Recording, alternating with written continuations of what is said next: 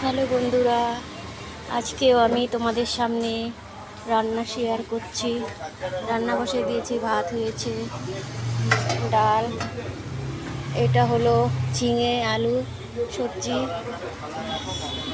আলু ভাজা করেছি।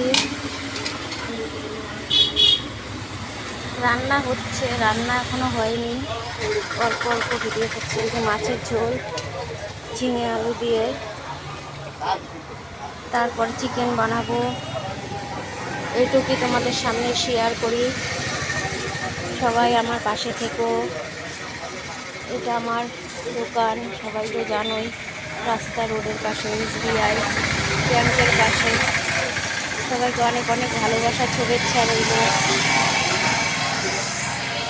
বাই বন্ধুরা।